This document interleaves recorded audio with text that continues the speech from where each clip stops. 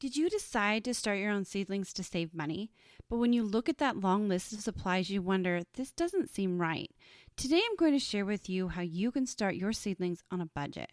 We're going to tackle that long list of supplies and discuss what is necessary and what maybe you could change up to keep a little money in your growing budget. Let's get growing. Hello and welcome to the Pray Just Plant podcast, a show that talks about growing a garden, a homestead, and most importantly, growing closer to God. I'm your host, Crystal Mediate, owner of the Red Ridge Farm Homestead, located at the foothills of the beautiful Bighorn Mountains in Wyoming, USA. Our mission here at Red Ridge Farm is to help women of faith find the courage to grow healthy food for their family while building a closer relationship with our Lord and Savior. If that's you, don't let the world hold you back. Pray Just Plant. Welcome to the Pray Just Plant podcast. Today in this episode 4 of Season 1, I, your host, Crystal Media, am going to share with you how to start your own seedlings on a budget.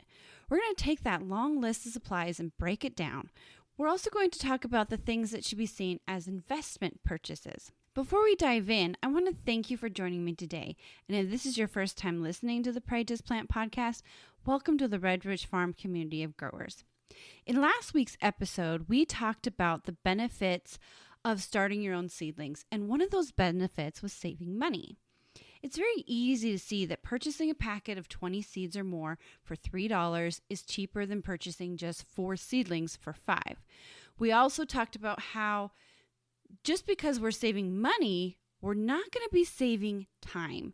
Time is a priceless commodity. As a busy mom, as a busy steward of my homestead, time is priceless. It's very priceless to me. And so I had to, and you are going to have to weigh those benefits. Is saving money going to be the win-all over using time? You're going to have to give up something, either money or time. And if you do choose that giving up your time is worth it, you're not only going to be having that expenditure, but you're going to also you're going to not only be saving money, you're going to be saving on the other benefits of more varieties to choose from, growing the way you wish to grow your seedlings, teaching your children about growing seedlings and knowing where their food comes from, and many more benefits. And those benefits may outweigh that use and want and burden of taking your time, because seedlings are going to take time. I personally start my seedlings mid-February. That's my onions. And they do not go out into the garden until mid-May. So that is something that I have to do daily in maintaining my seedlings and making sure that they're taken care of properly. And that takes time and effort. And if you want to learn more about that whole list of benefits that can help you really decide if growing your own seedlings is for you, you can check out my last week's episode, which was garden planning, how to avoid this number one mistake when starting your own seedlings. Now, once you decide these benefits outweigh the time investment, the next step is gathering your supplies. These supplies are going to be an investment, and the first year you may wonder how acquiring this long list of supplies will really save you any money. And this is going to depend on how you look at things. If you look at growing seedlings as just a one-time adventure, of maybe this is a one time that you're going to teach your kids, we're just going to have a little homeschool project or something like that, then no, you do not need to invest in things like warming mats and all those things. It's just going to be a fun project. But if you're looking at this as a long-term investment, you're not only going to be looking at starting your seedlings this year, but you're going to be starting seedlings 10 years from now, then you're going to need to look at some of these supplies as an investment. They're going to be necessary. You may be able to get away with some of these tips and tricks that I'm going to share with you, especially if you're only going to be doing it this year for a while, but pretty soon they're going to become tiresome. And like I said, growing your own seedlings is a time investment. So when you do purchase more supplies, you need to look at them as how are they going to help you save on your time investment. Remember, your time investment is priceless. So some of these ideas that I'm going to be sharing with you today can be replaced with a supply that may cost you a little bit more money, but it can help you in the long run. So let's look at this long list of supplies that we need. If you are looking for a supply list and you want one very quickly, you can go to www.redridgefarm.org/resources.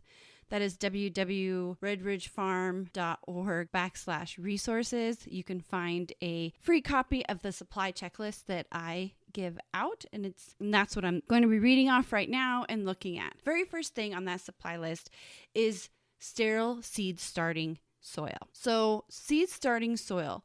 I've had a few questions asking me, do you need to start out with seed starting soil? And the answer is yes. And also on a budget, this is something you do not want to get cheaper. The soil is what's going to feed your plants. The soil is what's going to be transferring that water to your plants. The soil is what your plants are going to be used for foundation, for those roots to grab into. This is something you do not want. This is something that is necessary.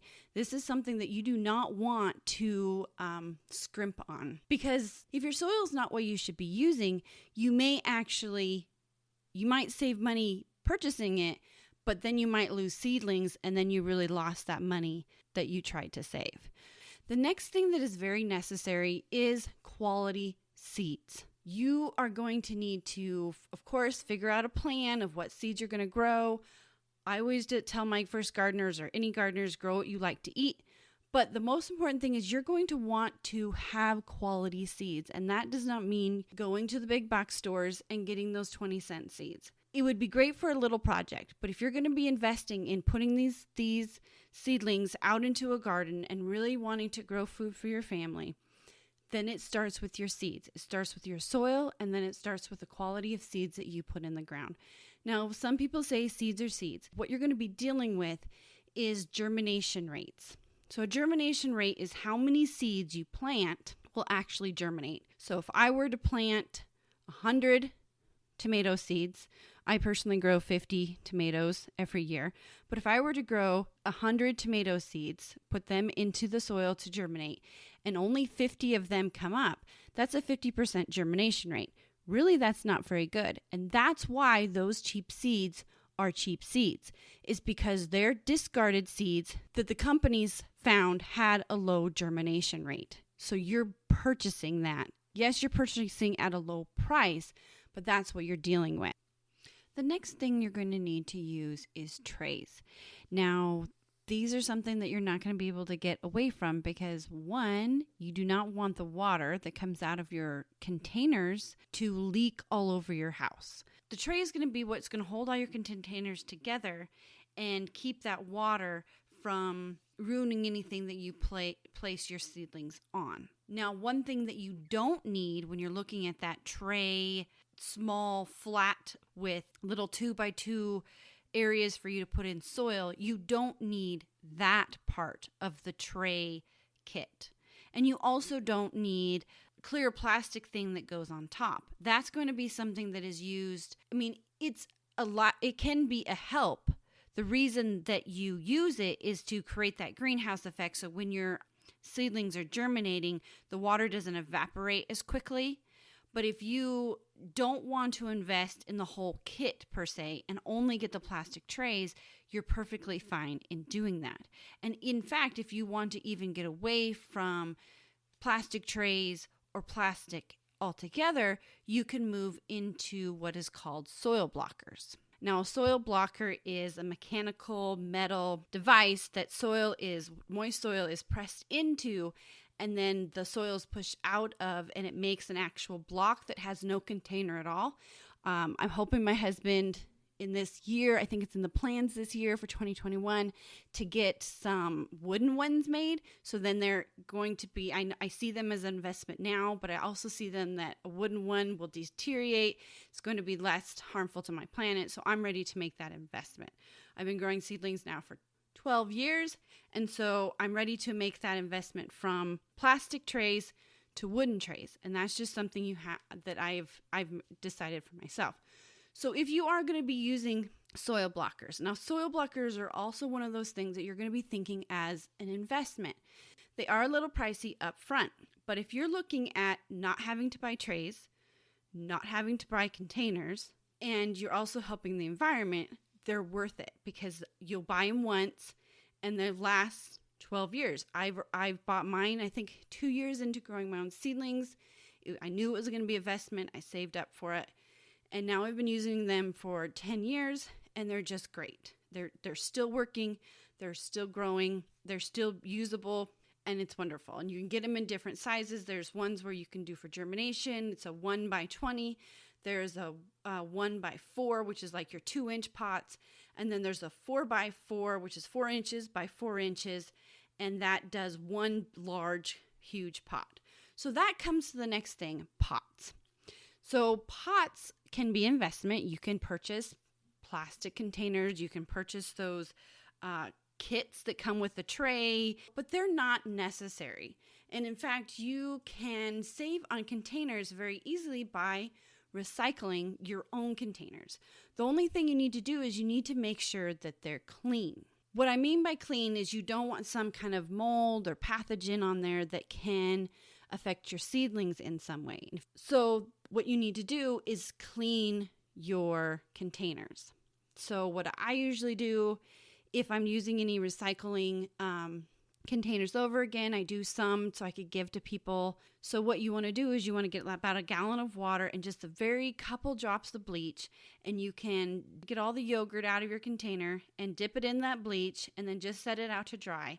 And when it sets out to dry, that bleach will actually evaporate, but it's been long enough in the bleach to kill any germs on it. So that bleach will not affect your plants.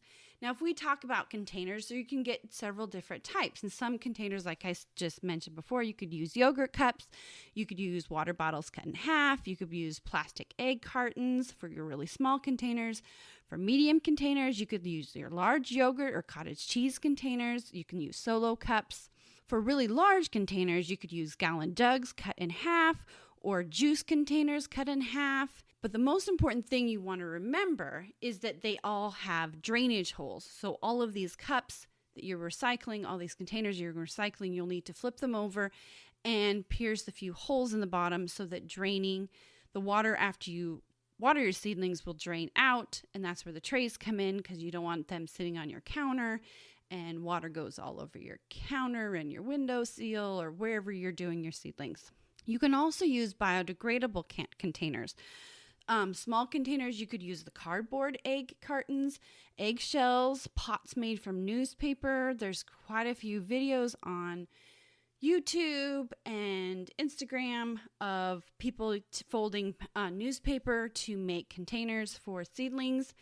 You can use toilet paper roll tubes cut in half, and just make sure that they are going to have holes in the bottom for drainage. Another good benefit of the biodegradable containers, things like squash that doesn't transplant very well, like cucumbers, butternut squash, zucchini.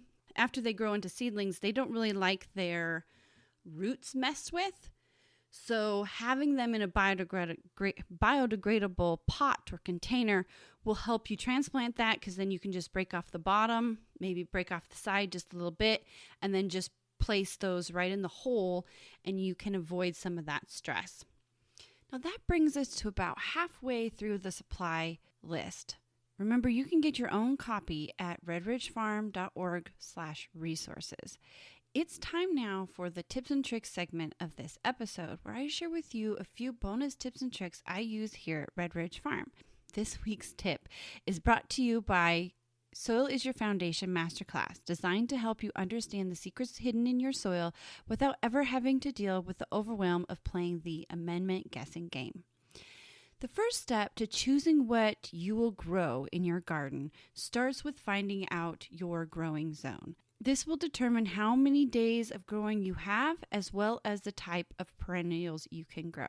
Now, I've discussed several times on the podcast that I grow in a zone 4, and my growing season is 107 days. So if you would like to find out this information for yourself, you can easily go to garden.org/NGA/zip zone/.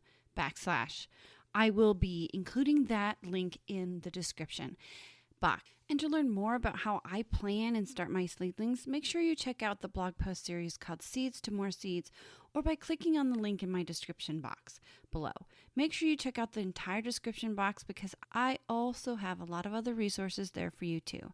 So let's get back to starting seedlings on a budget. So we talked about trays, we've talked about containers. let's talk about watering. So I personally use a pressure water can.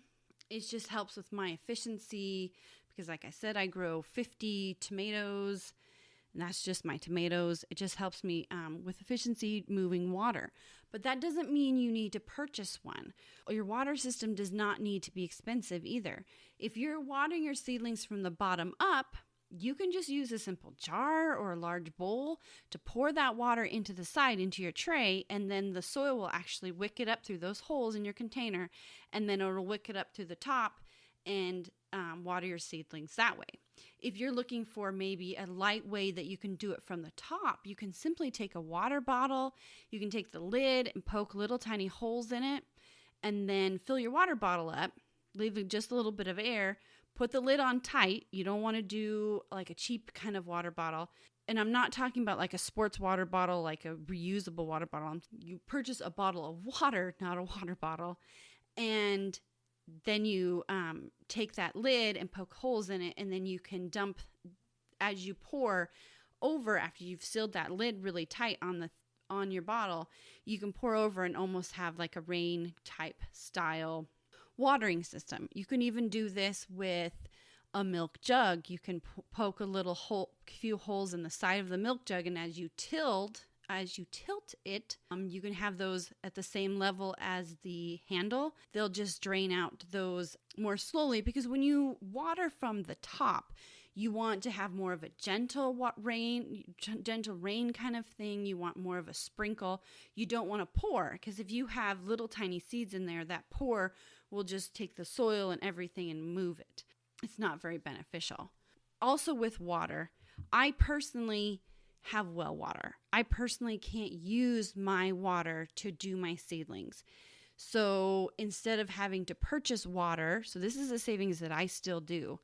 Instead of having to purchase water from town to bring home, like a distilled water, jugs of water, or purchasing it from the big machines where you push a button and fill 5 gallons. Instead of doing that, what I do is I buy a water filter and use that to filter my water before I sprinkle it on my seedlings. And you're going to want to do the same thing if you live in town, because your tap water is going to contain chlorine, it's going to have some harsh leads in it.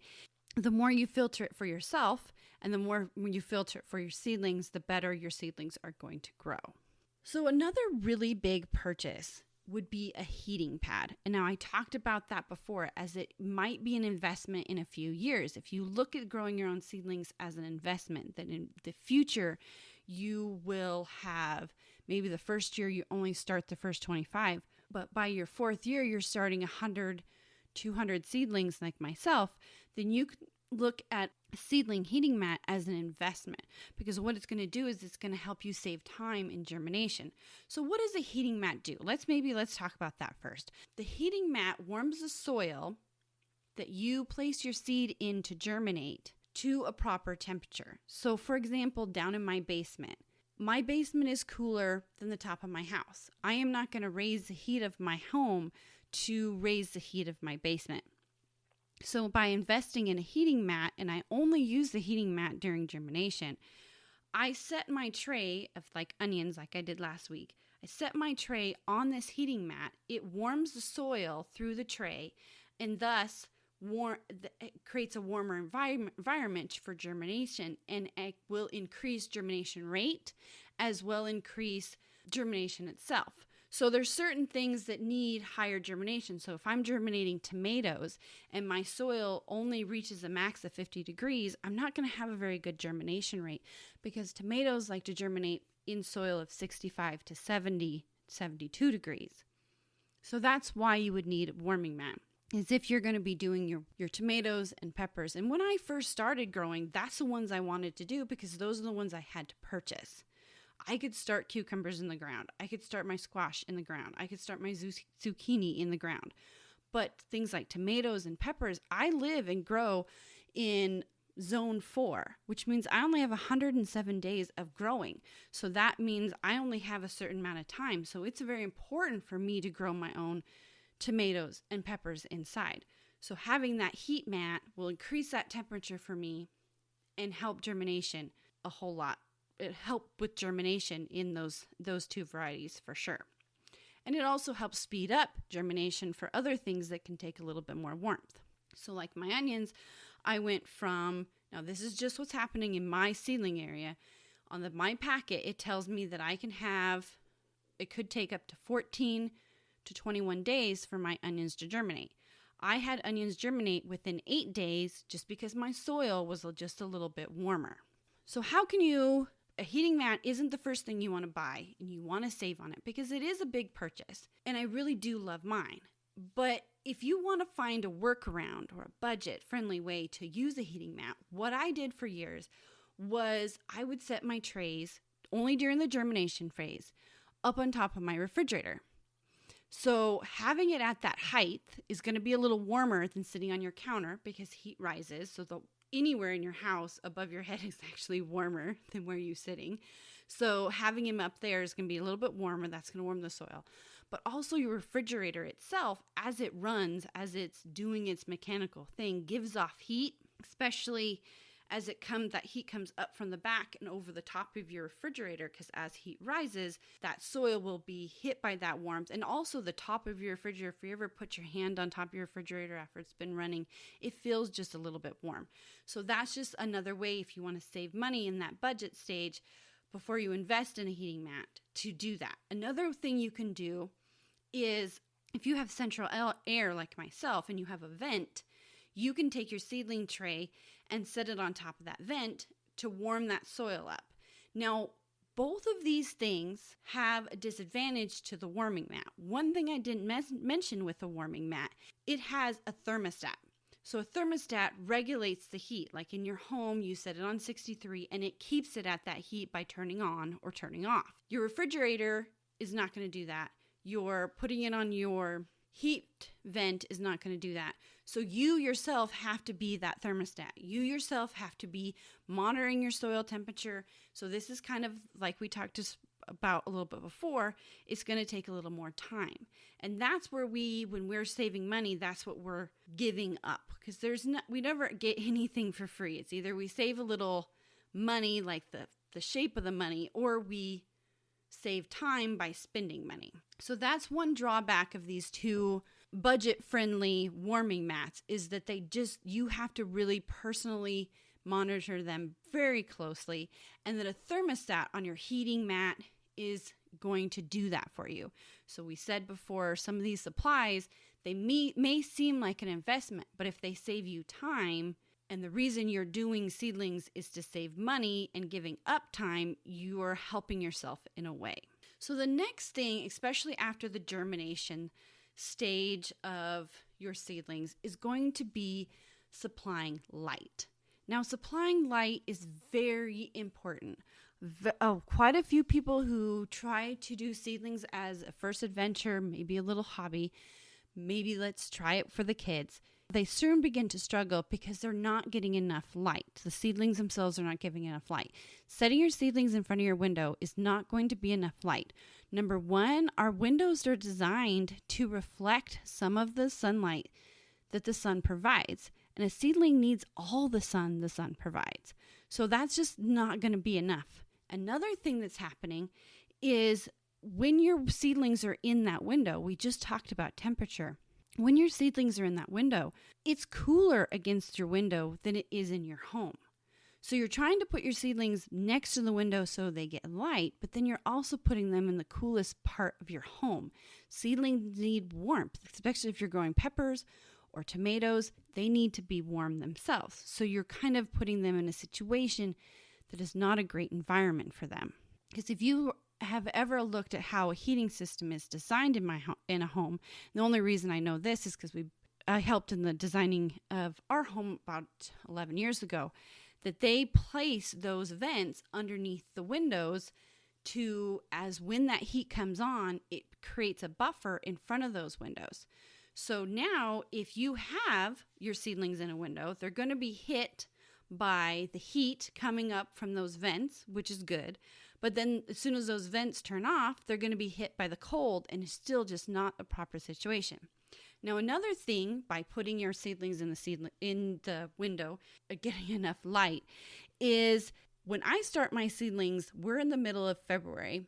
Our days are not quite long enough to give the seedlings the light they need. So seedlings need between 12, just depending on what they are, lettuce, you can look it up, 12 to 16 hours of light. And that's direct sunlight. That's not, the sun barely coming up light that happens in the early spring when you're starting some of these things.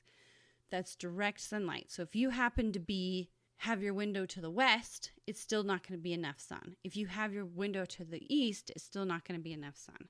If you have a window to the south, that is perfect.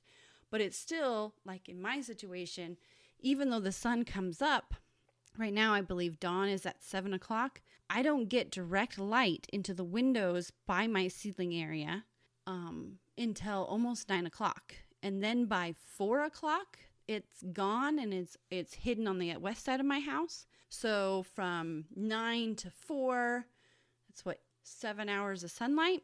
That's just not enough. So you are going to need to invest in a lighting system if this is something that you're going to be doing for long term.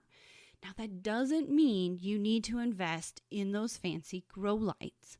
I personally don't have them. I personally don't use them. I do have what is called shop lights.